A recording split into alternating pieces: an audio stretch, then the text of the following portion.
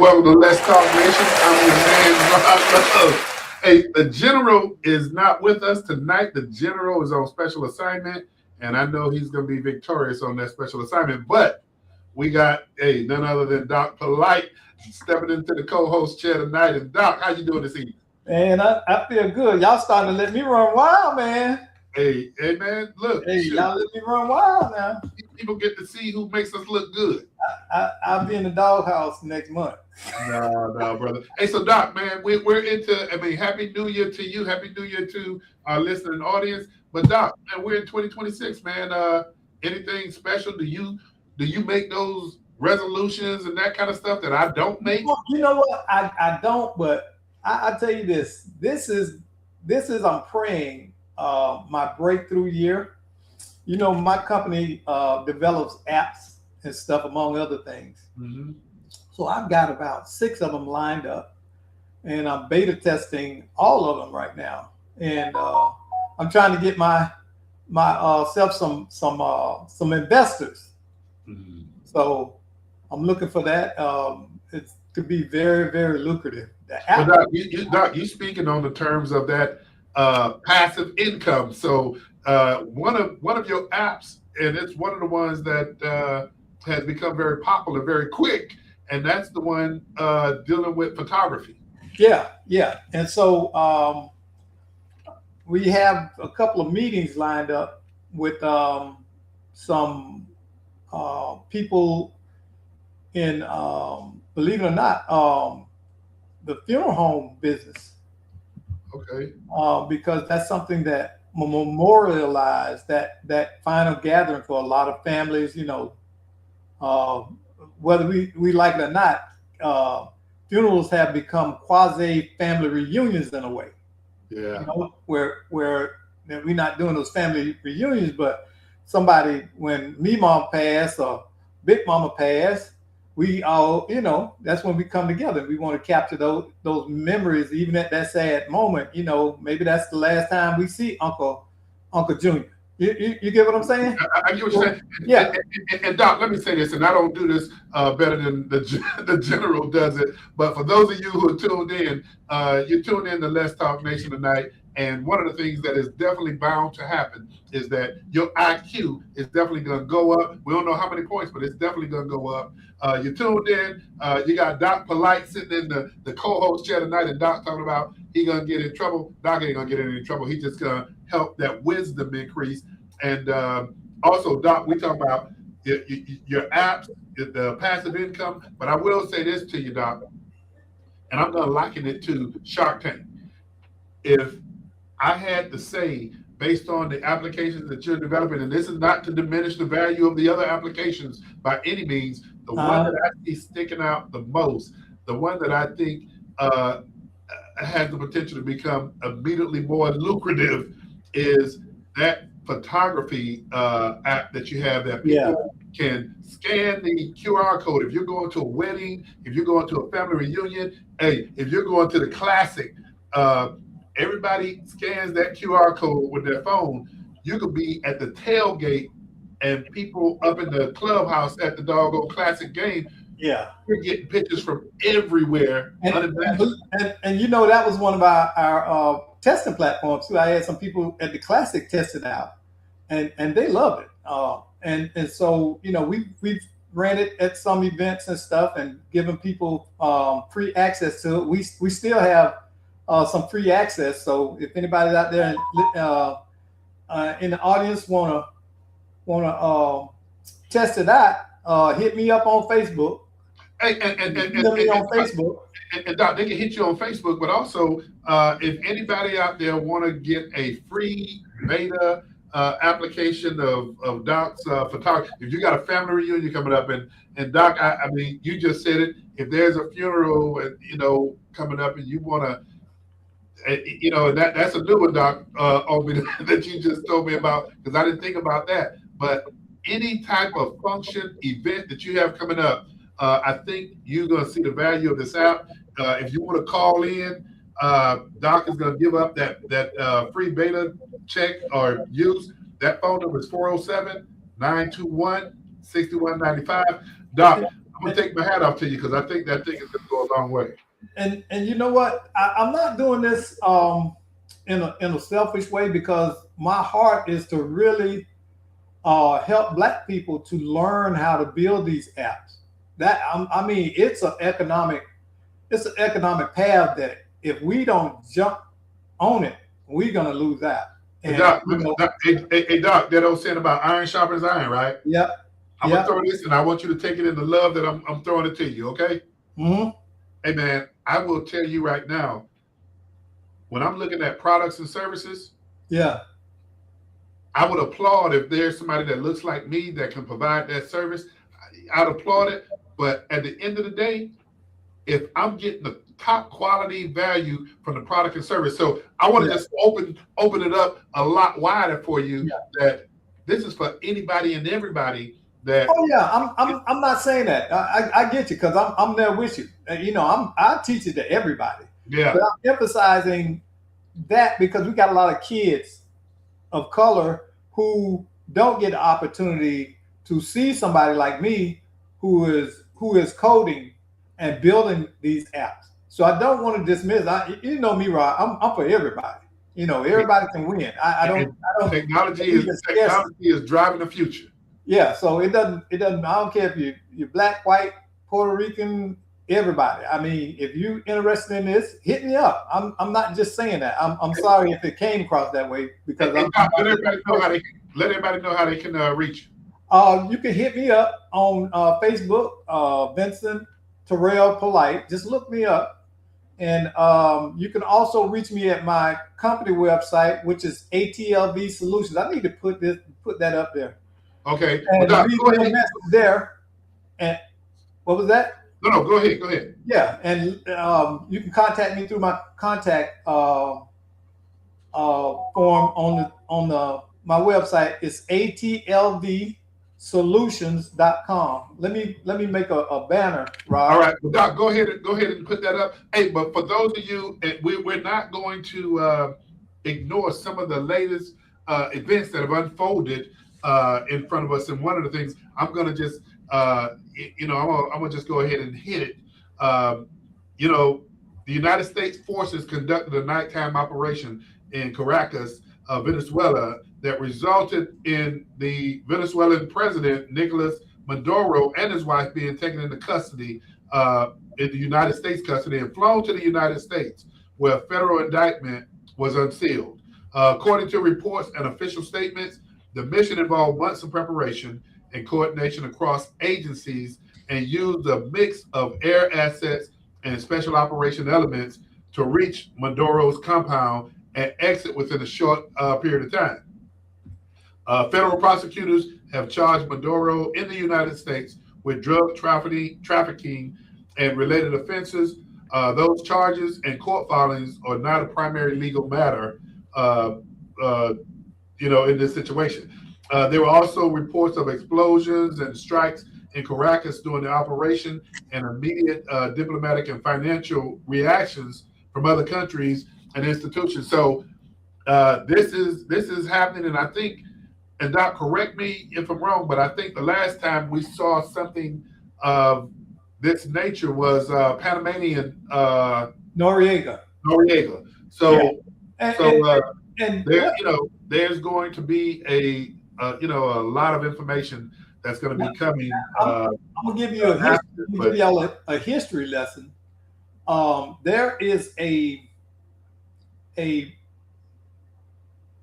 principle called the Monroe Doctrine. Have you ever heard of it? Doc, was this something that we were talking about a couple of weeks ago? I think we did bring it up. And is it like an article? Is it Article 5 or Article 1 or something? No, it's not. It's not an article. It was a declaration expressed by President Monroe, and it was that no other powers, European powers, were to interfere or try to annex any country in the Western Hemisphere, in the Americas. That it was off limits for them for, exploration and all of that stuff, and that the United States, in essence, would see it as a form of aggression, and they would respond accordingly. And so this is a continuation of that. Now, yeah, Brother Bynes, I am using AI, but I do write code. I write in HTML and some. Hey, Doc, you just talking. What about the listening audience that don't see Mr. John Bird's comment here, and he wanted to know? Hey, I'm just asking because I gotta pay attention to the long time people. So that I just kind of he asked the question: are you coding in AI? And John is somebody who is I know I'm familiar with his company and the aggression. I don't know if I call it aggression management, but he's on the forefront, man, of looking at how do you predict certain behaviors. I think it's predictive analysis, I believe. Yeah, and I don't know if John uses, Brother Bynes.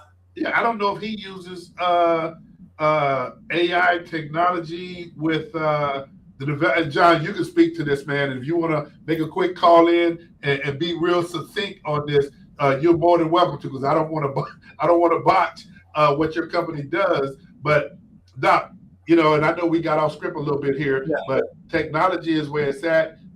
If you're so far removed from it, it's almost like when computers came out. For those who were afraid of it, they've been left behind. So you got to jump on and move forward. Yeah, but back to the Monroe Doctrine. You can question what the United States have done. I won't say President Trump. I say the United States, because that's the way that we are presenting it to the world. That we have seen that China and Russia have made an effort to expand into our. John, hold 1 second. Go ahead, Doc. Go ahead, finish, Doc. And so we've seen that with Cuba. We've seen it with South America. We're not acting in a vacuum. There's a cause and effect. Okay. And so that was the one thing that U.S. intelligence has been dealing with the fact that here is Venezuela that's already kind of a rogue leadership, and they are increasingly inviting others, European powers, into our hemisphere. You get it? Yeah. And I get where you're going, Doc. And here's something that I'd be remiss if I didn't say, and you and I, we talked about it off air, but the way that the United States military conducted this operation, man, it was, from those of us on the outside, it was flawless. And man, you got to commend the leadership, the technology, and just the way it was done, to where it wasn't reported that there was any loss of life of American. No. Man. So got to take my hat off to that, man. And listen, it's getting scary how well the United States can execute now. Well, it's showing everybody. Hey, it's showing the world that the United States can execute. Well, and I'm telling you, as a former soldier that understands the basics of battlefield preparation, I can tell you that, number one, they've extended the force multiplier standard to way out there. Well, Doc, the way that was pulled off, again, man, can't say anything other than, and I'm gonna just say it. This is not being partisan whatsoever, but congratulations, man, to where we didn't hear any loss of life of American soldiers. What we saw, man, was the United States utilize, man, everything within its toolkit and accomplish its mission. So, John, in terms of talking about accomplishing missions, and I didn't want to butcher your business and how you conduct your business. John, you were asking Doc about if he utilizes AI. Tell us about, or tell our audience, man, about what you do. Well, thank you very much, Ron and Doc. I appreciate that very much. we discovered how to measure human emerging aggression. And we got it scientifically validated as reliable about 10 years ago at Eastern Kentucky University. And then we built the app and the dashboard and the learning management system, the online training, so that we can provide these skills in a scalable way for organizations that are either large in one area or they're spread all over the world.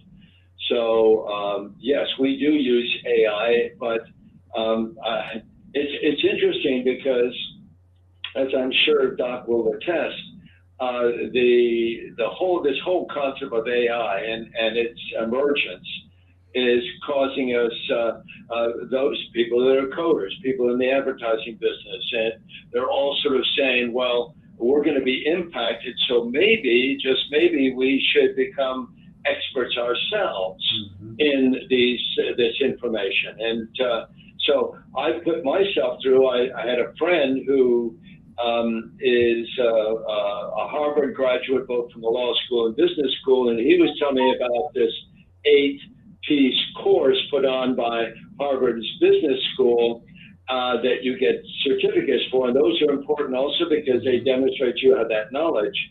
So I went through all of these 8 courses put on by Harvard's business school. Actually, it's the Digital Data Design Institute within the school, but and it was transformative in the way you learn and understand AI and its applications. And I think, again, I believe that Doc will probably affirm this. You've really got to become those people that are scared or concerned about what AI is going to do. It's never meant to replace anybody. That's one of the first things you learn. It's meant to augment you. So if you're a coder, it's not meant to replace you. It's meant to enhance what you're doing in that industry. Same thing for the advertising business, and it's transformed or in the process of transforming my business. So AI is becoming, for your audience to understand that AI is not something to be afraid of. AI is something to learn because it is our future. And if you don't want to be made redundant, then you need to become knowledgeable about this, at least on a surface-like level, to learn how to be effective, just like when we learned about Microsoft and Word and Excel and the other aspects that help you do your business. Hey, John, let me ask this, man, and let me pull this out of you. As it relates to your primary targeted customers, who might that be? Thank you for asking. Hospitals are, there are more non-fatal assaults in hospitals and healthcare than any other industry. So clearly, but all corporations that have 50 employees or more all have a need. Actually, are out there crying for this because what are we doing? We're preventing these things. When you think about, as a basic foundational tool, conflict resolution, and people tend to think that conflict resolution is designed to prevent escalation and violence. To a degree, that's correct. But doesn't conflict resolution presuppose conflict? You're already reacting to conflict. You're not preventing it. You're already at risk. You already have a victim. Our system enables you to identify the pre-incident precursors to conflict, as well as sexual harassment, abuse, bullying, discrimination, and or assault and violent behavior. So it actually enables us to get out in front and prevent these maladaptive behaviors, these expensive things for both human cost and financial cost to employers across the country. John, I apologize in advance for my rapid fire, because I got this attention deficit this sort of sometimes. But let me ask you this question, John, because I'm familiar, Greg familiar, Doc is familiar with you in terms of what you've been doing and how talented you are. But I think it's important for the audience to also know when you mentioned 50 or more employees, speak briefly, if you would, to the fact about how effective what you do or bring to the table is with educational institutions of schools. Yes. Go ahead, John. Yes. I mean, we hear about the word bullying, and it's pervasive in our schools, across our schools. But doesn't bullying represent someone exhibiting bullying behavior? You're reacting to someone who's already bullying. You already have a victim. You already have a perpetrator. Both people will be injured in their future life by virtue of this experience. So if we could teach you how to identify the precursors to bullying so that you could engage and actually prevent this kind of behavior, wouldn't that be a better solution to prevent it? It definitely would. It definitely would. And John, I like I said, this is rapid fire. I got to throw something else at you.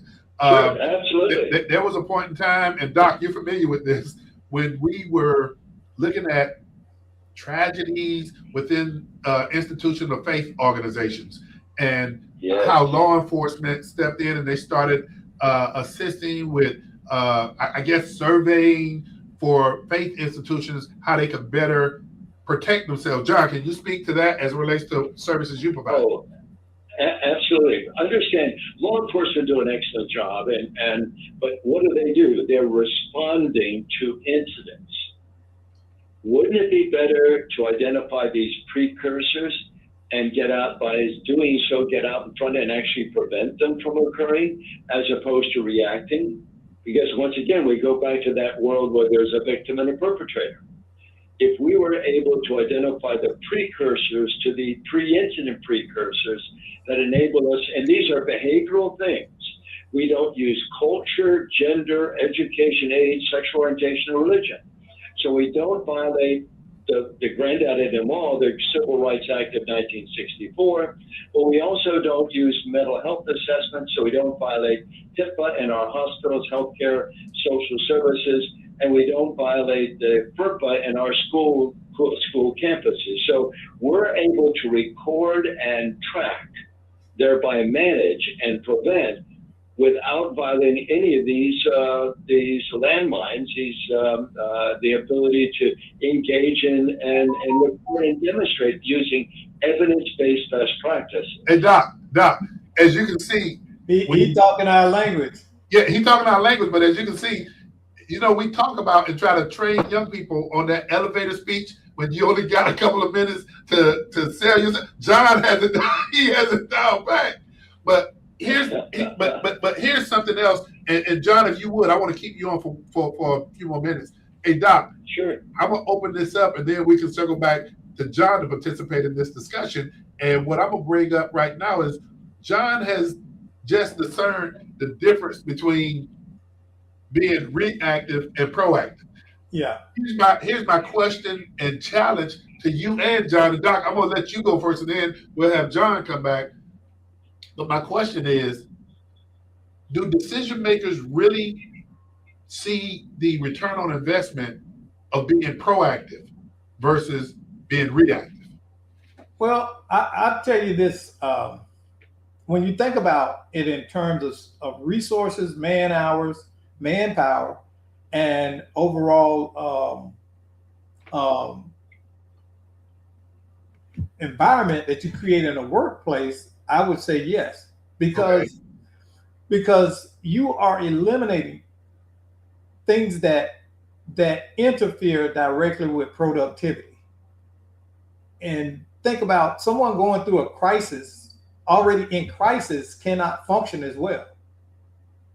Okay. They're not going to get the best from that employee if they're dealing with homelessness and hunger and things like that. In the same way as this, if I feel threatened at work, I'm not going to be productive. If I got conflict with somebody, I'm not going to be as productive as me having the tools to go through that.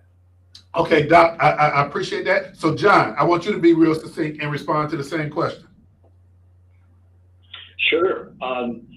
Obviously, there is a cost. Any from the point of conflict up through. I'm talking about destructive conflict, right up through sexual harassment, abuse, bullying, discrimination. All of these elements have a direct and corresponding effect on productivity and thus profitability.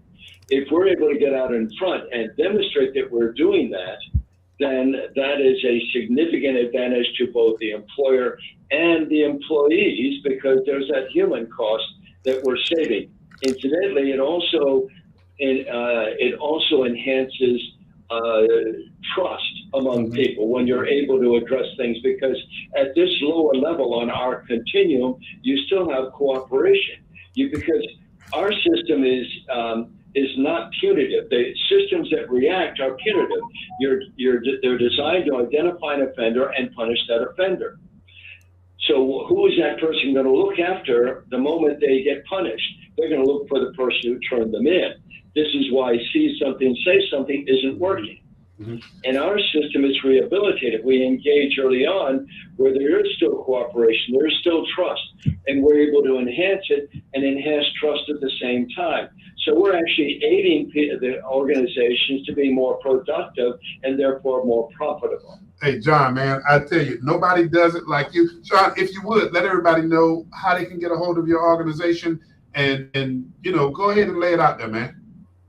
Oh, thank you. You go to the website, it's Aggression Management. It's very simple, aggressionmanagement.com. You put that in, it gives you everything you ever wanted to know about me, my organization, our client list, which is vast. But also right at the very top, it has my telephone number and it has my email address. So you can reach out to me that way as well. Hey, John, is that Aggression Management spelled out? Aggressionmanagement.com. Okay, Doc, if we can go ahead and add that to the scroll, appreciate it. Thank you. Hey, Thank no you. problem. Hey, John, go ahead, John. Before I jump off, I wanted to address this whole thing that you were just talking about as well. What's just happened in Venezuela, and the brilliance of what's occurred, because yes, we didn't get into the same quagmire we did in Iraq, because we're actually using the current group, that could go terribly wrong. But if it goes right, and they're afraid that we're going to swoop in and get them, so they're using fear as what's driving them. And if we can get this to turn back around and actually get them to motivate and make this country, because yes, people are saying, well, we're talking about walking and chewing gum at the same time. Of course we can. We can handle this. We can move that country towards more of a democracy, And when that elections are taken, we probably have a good idea who's going to wind up being the next president. But the people that are there are recognizing that Maduro himself was given an option. He was given an option to leave early, and do so he'd be sitting on the high cotton right now. But they didn't choose to do that. They choose to play games. So they're not going to play games, I think.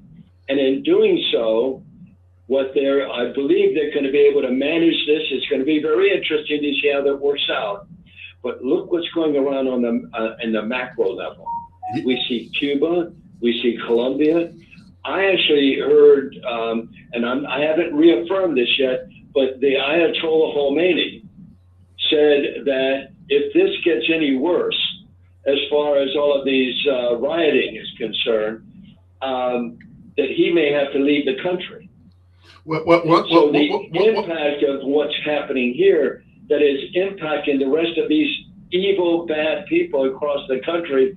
And this is all done in this brilliant way of managing economics of the world and managing power of the world, and doing it all in a measured way. I'm very impressed. Well, hey, brother John, I got to tell you, man, appreciate your insight.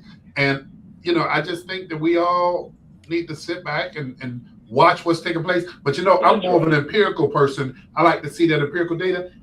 A lot of this has been discussions and talks about the flow of drugs and things of that nature. Now I'm really looking to see if we're going to have a response to the fentanyl issue nationally, if we're going to have a response to cocaine and other issues. So, John, I'm with you, man. I'm looking forward to seeing how this really, the outcome of this, but also is it going to have a rippling effect across the world? It's always a pleasure, Rod and Doc, and I think that we're all going to be observers here. But I think he's got an incredible team, And I think that incredible team can navigate these waters very well.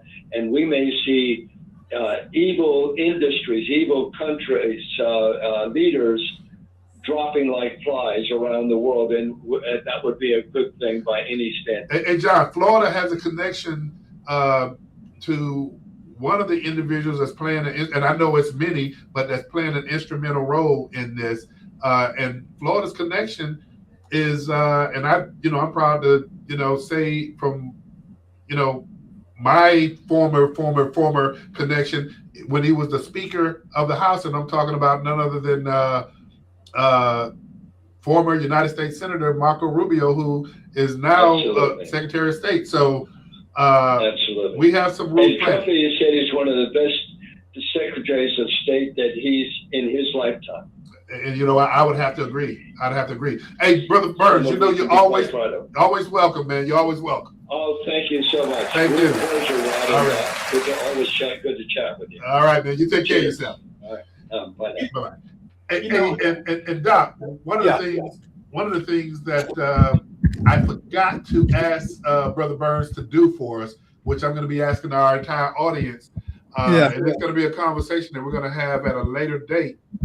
But when we talk about being proactive and reactive, it's one of those things that I say, okay, you tell me what you value, and then show me your budget, and I'll subsequently tell you what you actually value. I know we're living in the times of limited resources and things of that nature, but be careful when you tell people that you value being proactive versus being reactive, because all it takes is to look at your budget, and then it'll really disclose what your priorities are.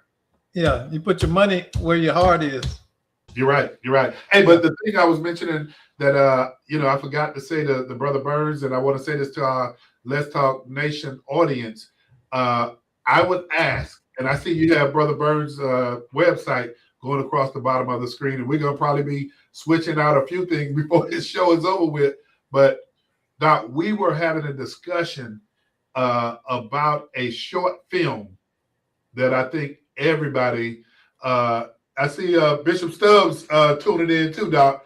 But I think one of the things I'm going to ask anybody who has access to Netflix to do is to go watch a 30-minute short film.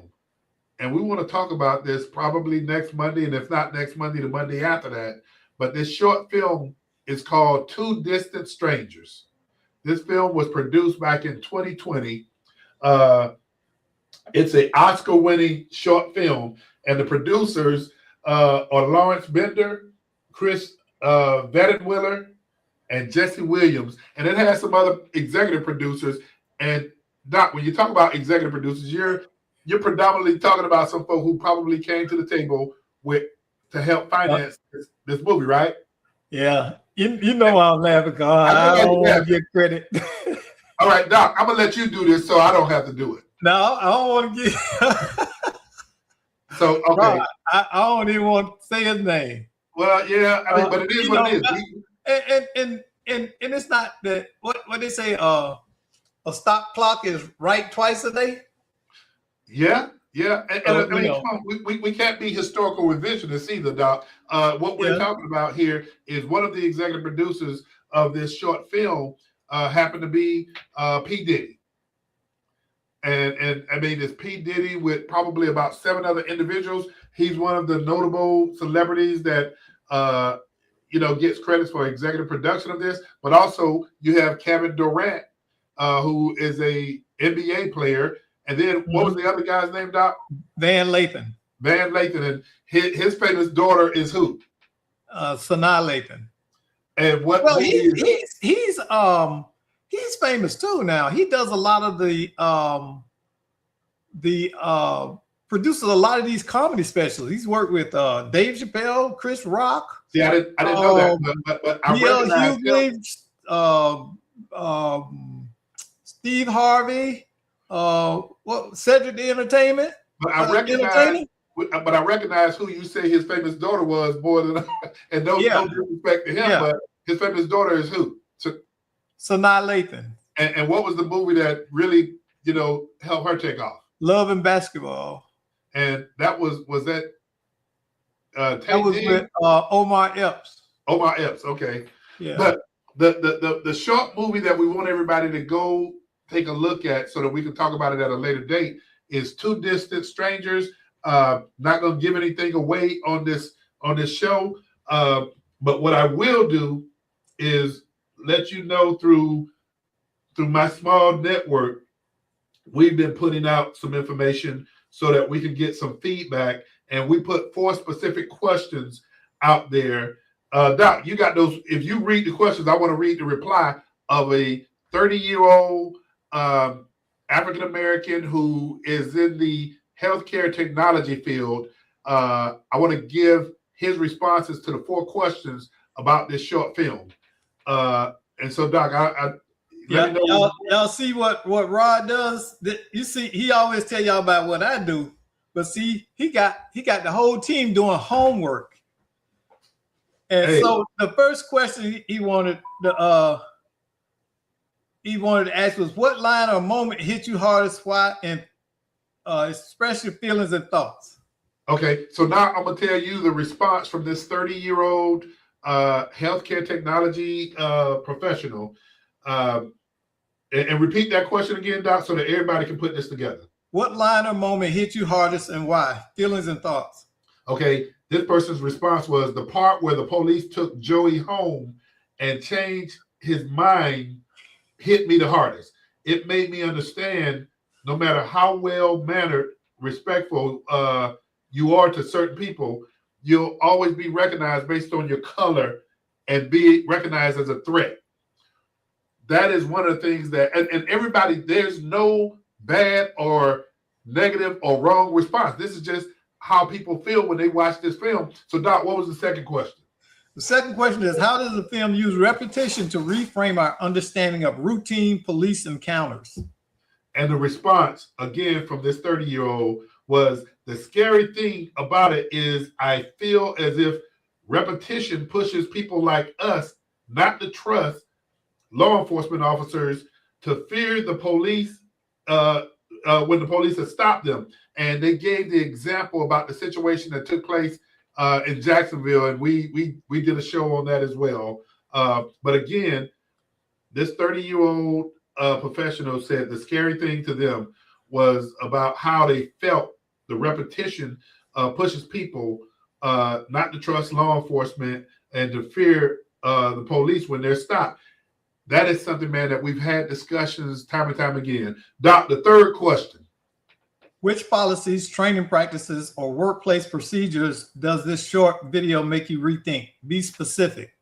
Okay, again, to the third question, this 30-year-old said, I don't know too many policies, but I'll say that understanding who an officer is before you allow him or her to patrol anywhere is key. And Dr. Nelson, a couple of shows back, he talked about the Law Enforcement Police Training Academy and about how they're receiving training in that sterile environment, but also you have some law enforcement agencies that also take those recruits out of the community so that they can become familiar with the people that they're going to be serving. But the end part of that question is, the officer in the film became an officer because he was bullied. So he became a threat for those that he came in contact with because he considered bullying those good people. That's that person's perception about what they saw in that short film. And Doc, last but not least, the fourth question. Where were there moments you felt defensive or uncomfortable?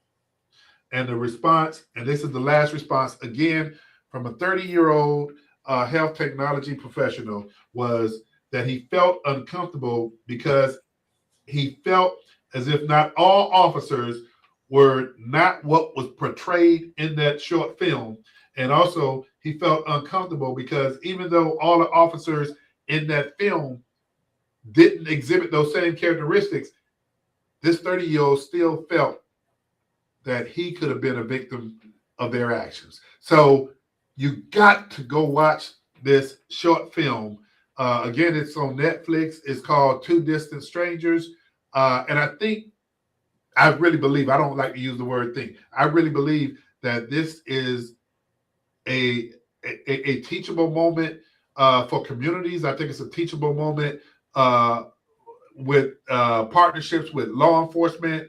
And I just think we miss a lot of opportunities. Like John said earlier, we got to get on the side of being more proactive than reactive. And I think this is an opportunity for leadership in law enforcement.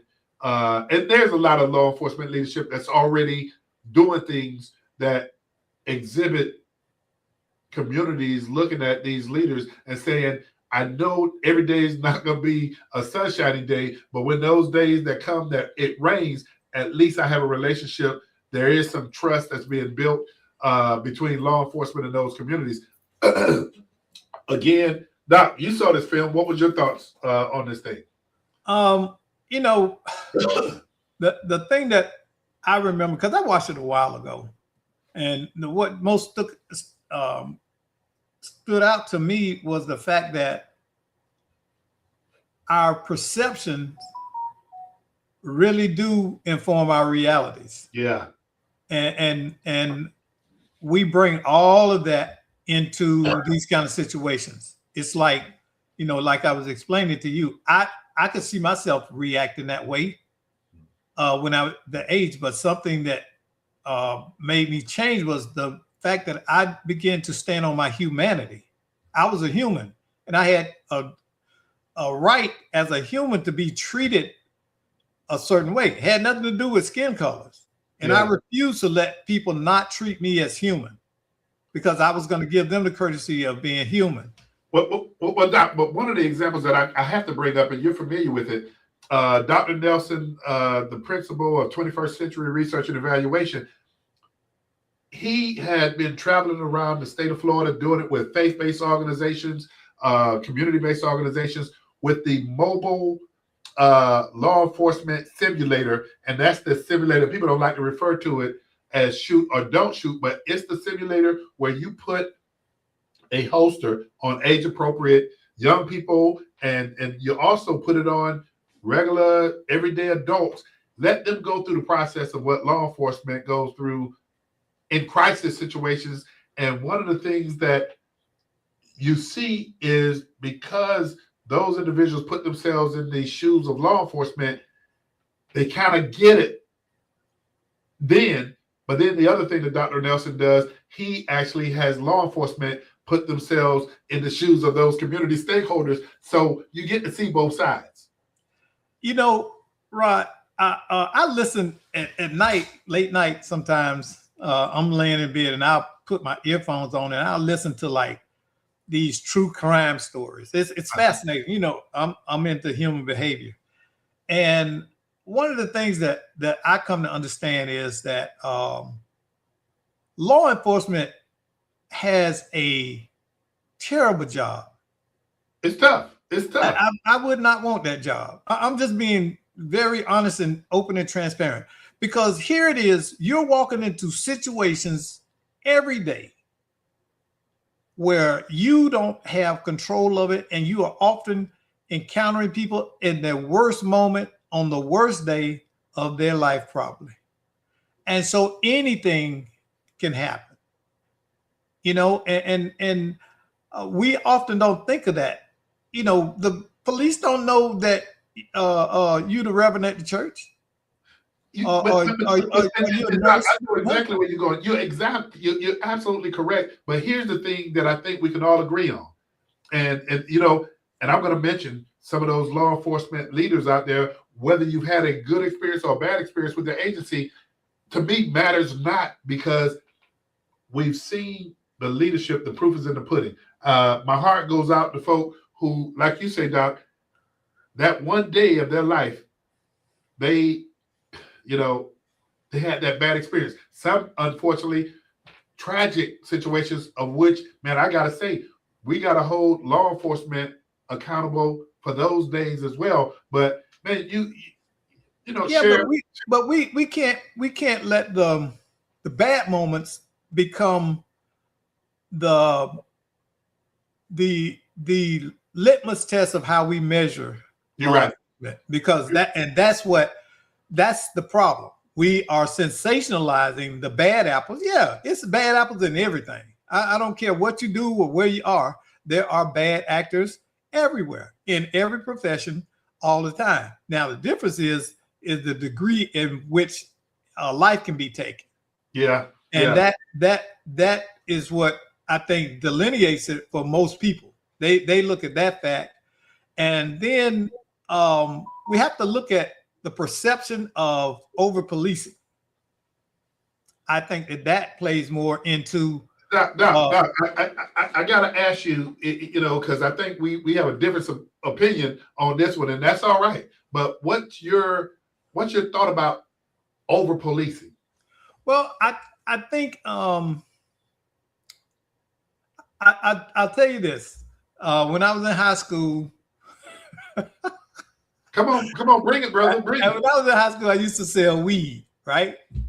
So it was, if you got caught at school with weed, and yeah, I did sell it on the campus and stuff, it was always the black kids that got searched. But you know who my biggest customers were? The white kids. What?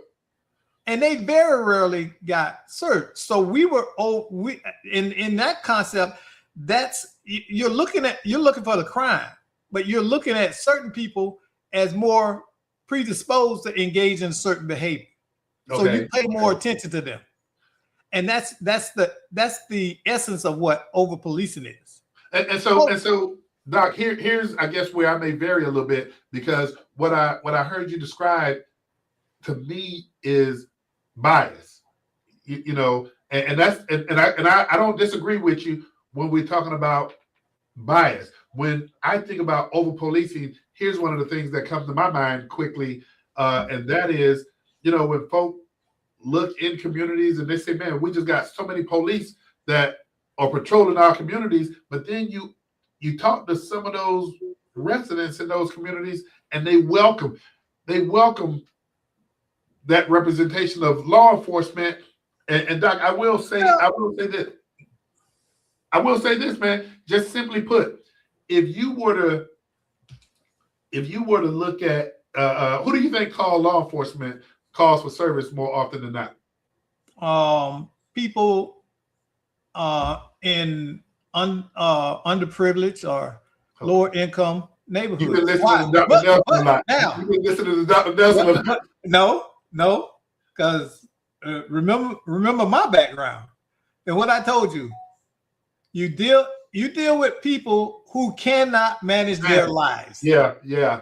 And so when you think about it, that's why police are there to do what? Control situations, life management, circumstance management. See, we've made policemen, we've turned them into referees with a gun. And Doc, you and I, we've talked about this before, and I've mentioned the former police chief of was it Dallas, Texas, that during his eulogy, he said to the individuals that were there when he was eulogizing two of his officers, he said law enforcement is expected to do too much. If there's an abundance of stray dogs in the community, you call law enforcement before you call animal control. When you look at the fact, and I gotta say, Florida has, in my opinion, been doing a better job of looking at how do you respond to mental health issues versus, law enforcement showing. I mean, you need law enforcement, but you see Orlando Police Department, Orange County Sheriff's Office, you see Seminole County Sheriff's Office, Volusia, that have engaged in partnering with mental health organizations so that those calls for service that they're going to, that they know it's a situation of mental health crisis. Those officers, I mean, while they get a great deal of training, they're not mental health therapists. Yeah. Hey, to change the topic a little bit, did you see that the officer, remember a couple of years back, we had an officer in Orlando who arrested 2 6-year-olds at that school? I remember, yeah. Well, he was shot and killed by a family member this past weekend. Well, I did see that. That was Orlando Police. He had retired too, right? Yeah, he had retired. He retired back in 2019, and he was killed by a family member. I don't know and our condolences go out Yeah. to his family and friends as well. But I did see that, Doc. and I was like, that's beyond. I don't know. I don't even know how to frame it because, I thought about all the years he served. Yeah, Served yeah. 23 years. He served 23 years. Yeah, and to lose his life in an argument with a family member is, it's tragic. Yeah, you're right.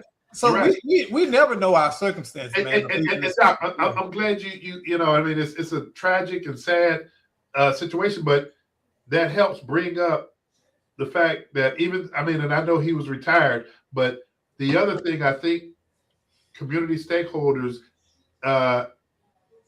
it's a two-way street. But I think the other thing that would help people is when you realize, because my siblings, my younger brother and sister, they're in law enforcement.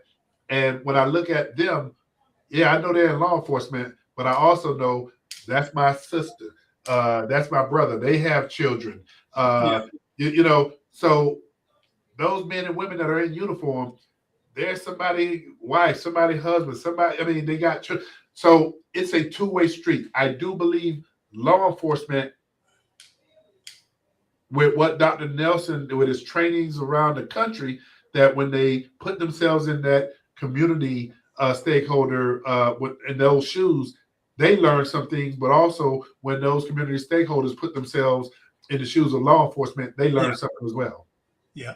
Yeah. Hey, Doc, we didn't touch on go ahead. Well, since this is going to be a real rapid fire because and I know you're about to say about touching on Black Monday. And I had an issue with the title Black Monday. Doc, why don't you tell people what Black Monday is? NFL head coach shakeups. This is the time when they fire right after the last games of the season, regular season. They start firing coaches and staffs and GMs and everything. It's clean. It's clean house. Perspective, because I say, Doc, why negativity got to be black? And then you brought up Black Fridays. And it's not always black gold is oil. Black Friday has to do with retailers often go into the black on that Friday following Thanksgiving when they've been in the red all year. So they make up that deficit on that Friday. So that's how we got back. I'm gonna roll out the Black Monday NFL shakeup. Today was the big reset in the NFL. Several franchises pulled, and I hate to use the vernacular, pull the trigger on head coaches. I hate to use that vernacular, but y'all set me up for that, so I'm gonna go with it. But major firings. Kevin Stefanski with the Cleveland Browns. I don't like nobody losing their job, but he needed to go. So Cleveland Browns looking for a new head coach. Pete Carroll with the Raiders. And Pete Carroll was famous. He was the coach with the Seattle Seahawks when they won the Super Bowl, right? Yeah. He lost his job. And I don't know. I don't know. I didn't follow his tenure there. How long had he been with the Raiders? I don't know, but you know what? He's more famous. What'd you say, Mondo? 1 year. Oh, so man. So they didn't even give him a chance to change the culture. But that's guaranteed money though, right? Yeah. Hey, but most people when they think about the Raiders right now, they immediately think about Tom Brady because he has ownership in the Raiders now. So, hey, but let me finish. Jonathan Gannon with the Cardinals also was on the chopping block today, and it looks like Atlanta also moved on from Raheem Morris. So those were the shakeups today. But then you also got the college playoffs that's taking place, Doc. Oh yeah, and boy, the U from down there in the U. Hey, so I U showed out, didn't he? The U showed out, but do you or Mondo know who the 4 teams that's going to be playing coming up this week? Ole Miss and Miami play, and I forgot the other two. Mondo give it to us. Hey, but Doc, while you're talking about Ole Miss, it's real interesting that Lane Kiffin, who left Ole Miss underneath this cloud, but come on, man, let's be truthful about it. The amount of money that LSU is giving this guy, we all would have left Ole Miss. Come on now. I mean, Yeah.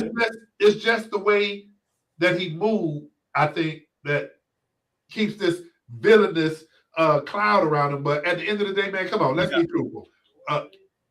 Well, you know, a lot of you remember the old school coaches like Madden and all of them guys.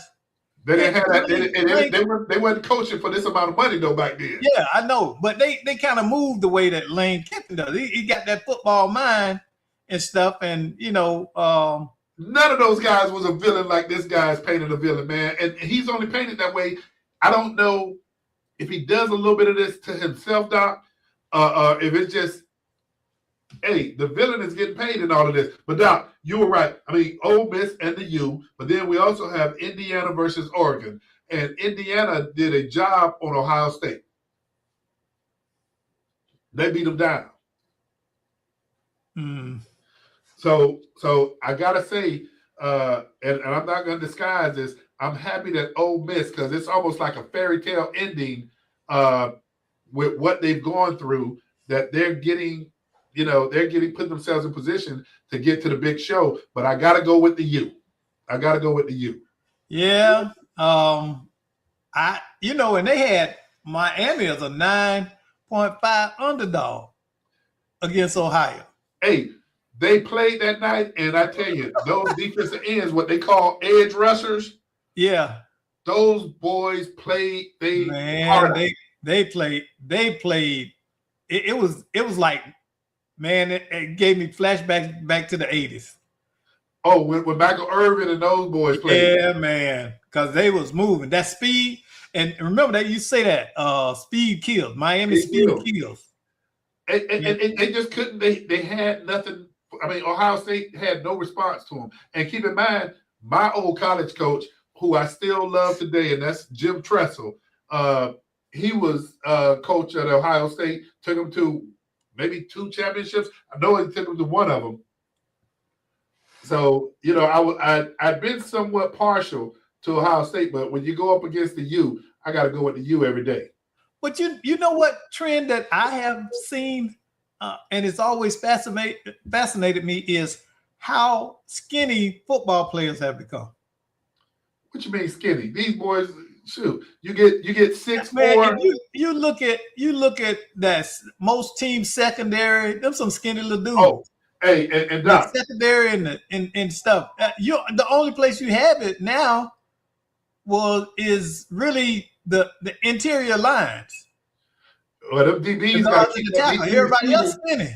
The receivers are balling, but you are right, man. I think those DBs are much smaller than they used to be. But also, when I was watching those games, Doc, I don't know how the ref or the teams are allowing these guys to play with no protection covering their knees now. Did you see? Yeah. They don't have knee pads covering their knees anymore.